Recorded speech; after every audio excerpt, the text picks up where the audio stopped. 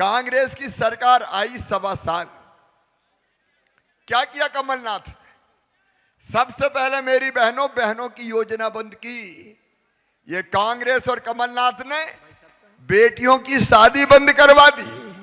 आपको पता है मध्य प्रदेश की धरती पर हमने कन्यादान योजना बनाई और बेटियों की शादी करते थे, लेकिन बेटियों की शादी सबसे पहले कमलनाथ ने बंद करवाई। शादी तो हो गई, डोली भी उठ गई, बेटी ससुराल भी पहुंच गई, लेकिन कमलनाथ का पैसा नहीं आया, एक नया पैसा नहीं दिया। बेटियों की शादी की योजना बंद। और बहनों एक बात और, बेटा बेटी को जन्म देने के पहले 4,000 रुपया गरीब बहना को देते थे और जन्म के बाद 12,000, ताकि गरीब बहन को भी बेटा बेटी को जन्म देने के बाद आराम करने का मौका मिल जाए और लड्डू खाने का मौका भी गरीब बहन को मिल जाए। कांग्रेस ने लेकिन मेरी बहनों के लड्डू खा लिए, वो योजना भी बंद कर दी। मेरे भांजे भांजियों बन गए कमलनाथ और दिग्गी की जोड़ी। मैं तुम्हें लैपटॉप देता था, मेरे भांजों के लैपटॉप छीन लिए कमलनाथ ने।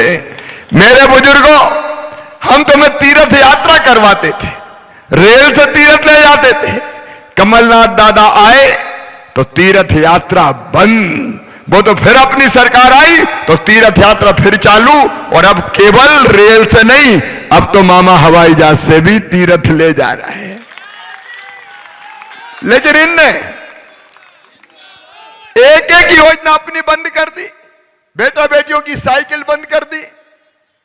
जितनी भी योजना, बेगा भारिया शहरिया बहनों के 1,000 रुपया लाडली बहनाओं, सावधान रहना जरा। आज तो तुम्हारे भैया का राज, भारतीय जनता पार्टी की सरकार है, और मैंने मेरी बहनों तुम्हारी जिंदगी बेहतर बनाने में कोई कसर नहीं छोड़ी। लाडली बहना योजना, और उसके पहले भी अगर देखो तो बेटी बोझ ना रहे, इसलिए लाडली लक्ष्मी योजना बनाई। 40 लाख लखपति बेटियां आज मध्य प्रदेश की धरती पर है। हमने तय किया मध्य प्रदेश में कि बहनों को आधी सीटों पर स्थानीय निकाय में चुनाव लड़वाएंगे। आज वो सारी योजना में नहीं गिना रहा, लेकिन ये लाडली बहना योजना हमने क्यों बनाई? मेरी बहनों में देखता था, अगर गरीब बहन को, निम्न मध्यम वर्गीय परिवार की बहन को 1,000 रुपया की भी जरूरत पड़ जाती थी तो हाथ फैलाने पड़ते थे, मांगना पड़ता था। बेटा बेटी कोई चीज माँ से मांग ले, माँ खिलौने दिला दे, फिराक दिला दे, किताब दिला दे, तो माँ का चेहरा लटक जाता था। और हमेशा यही सोचती थी, काश मेरे पास पैसे होते तो मैं भी मेरे बेटा बेटी की मांग पूरी कर देती। कई बार तो आंखों में आंसू भी आ जाते थे कि मेरे पास पैसे होते तो मैं मजबूर नहीं रहती। बोलो मेहर भाई, बात सही है कि नहीं?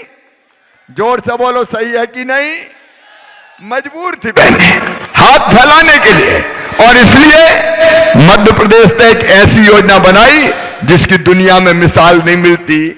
मेरी बहनों कभी सोचा था क्या कि सीधे तुम्हारे खाते में 10 तारीख को पैसा कभी आएंगे? सोचा था क्या? अरे जोर से बोलो, सोचा था क्या? देखो, मैं सरकार नहीं चलाता, मैं परिवार चलाता हूं। परिवार, और परिवार आप सब मेरा परिवार है, भारतीय जनता पार्टी का परिवार। एक बात ईमानदारी से बताना मुझे, मैं आपको मुख्यमंत्री लगता हूं कि भैया?